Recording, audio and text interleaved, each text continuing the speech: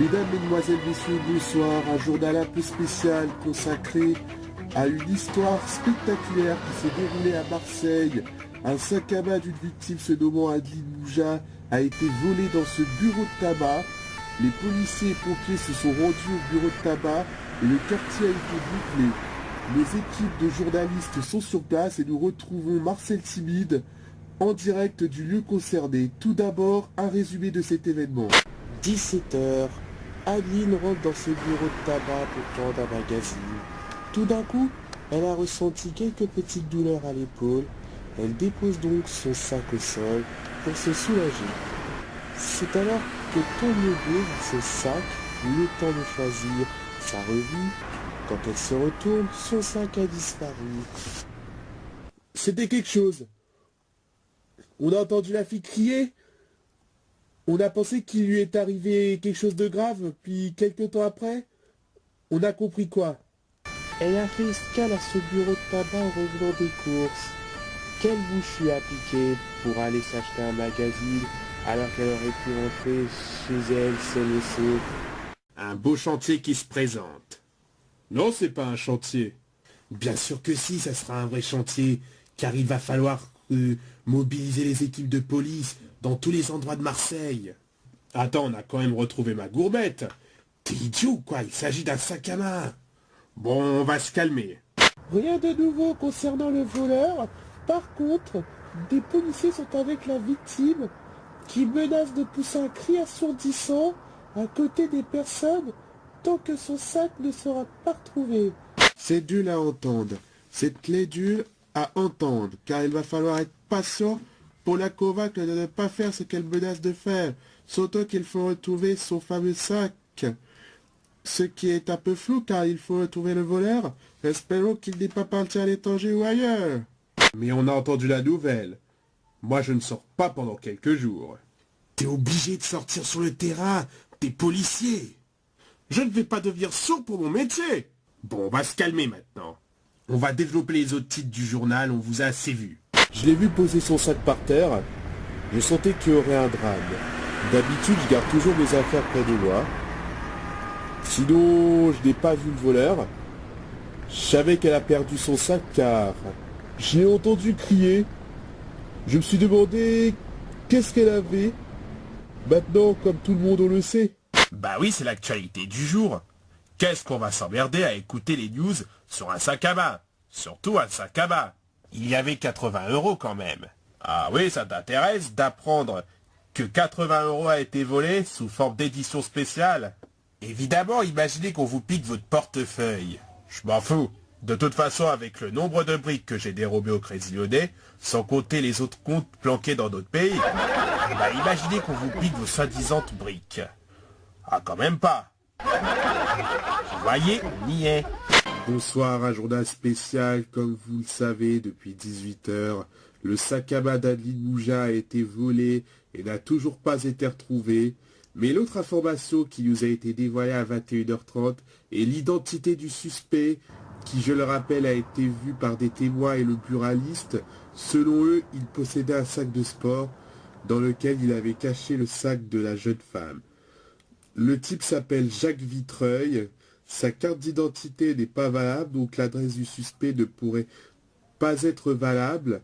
Il est connu des services de police pour de nombreuses affaires, notamment celle de la tentative de cambriolage en 2014 dans un appartement d'un couple sexagénaire. Ce que l'on sait, c'est que l'individu a perdu une main lors d'un accident en octobre 2013. Bonjour, un journal spécial toujours consacré au sac à main volé de Adeline Mouja et au suspect activement recherché Jacques Vitreuil.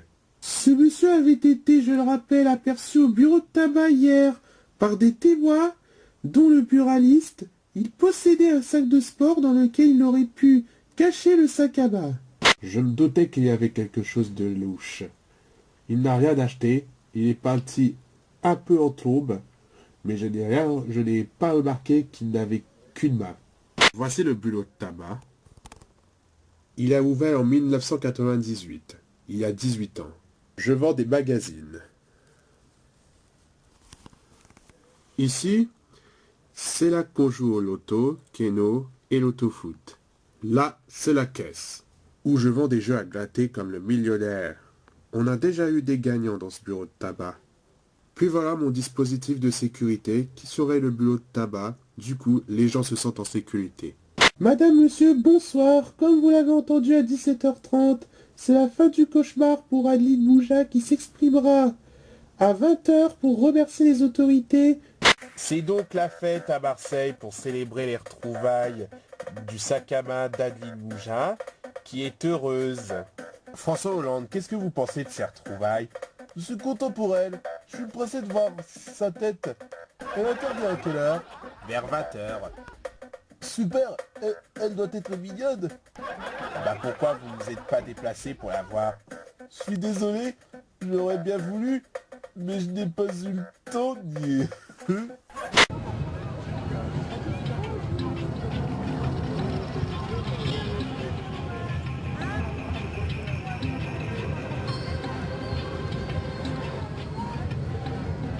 Mesdames, Mesdemoiselles, Messieurs, bonsoir. Comme vous l'avez vu devant le bureau de tabac qui a connu hier le vol du sac à main d'Adeline Mouja, c'est la fête, tout se passe bien pour le moment.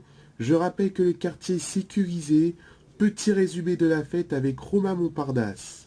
C'était pas gagné d'avance, mais on est quand même arrivé à faire la festa un jour après le drame. Quand j'ai entendu la nouvelle, je me suis dit que c'était une blague. Pourtant, c'est pas le 1er avril. Je ne sais plus quoi dire. Je voudrais remercier tous ceux qui ont tout fait pour retrouver ma sac à main, notamment les représentants de l'ordre. Je respecte leur courage, leur participation, leur travail. Hier, j'étais effondré, mais là, je suis ému et à joie.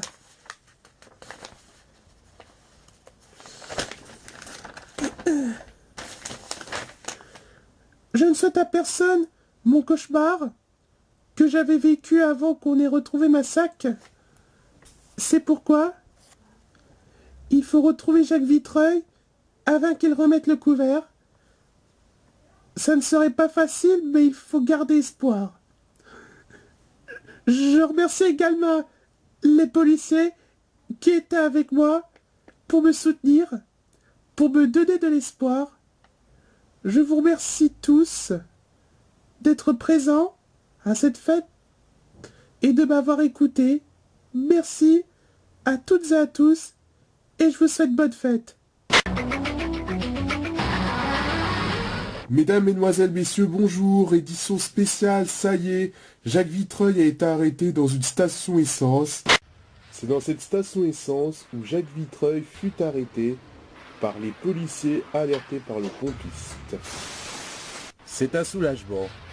Rien que de l'avoir trouvé, il ne reste plus qu'à l'interroger. Il est actuellement interrogé au commissariat du 14e arrondissement et sera placé en garde à vue. Il risque jusqu'à 5 ans de prison. En direct du commissariat où est actuellement entendu Jacques Vitreuil, on retrouve Jean-Louis Doménil. L'arrestation s'est bien passée? Exactement, il faut dire que l'arrestation s'est passée dans la joie et la bonne humeur. Il n'était pas armé, donc c'était plus facile de l'arrêter. La seule chose qui était difficile, c'est que Jacques Vitreuil n'a qu'une main, donc pour le menotter, il fallait attacher sa main et de tenir son coude. Jean-Louis, est-ce que Jacques Vitreuil a fait ses aveux? Oui, il a avoué avoir volé le sac à main lundi dernier. Il en donne même la raison, parce qu'il voulait s'acheter un sandwich américain avec son argent pour garder ses économies.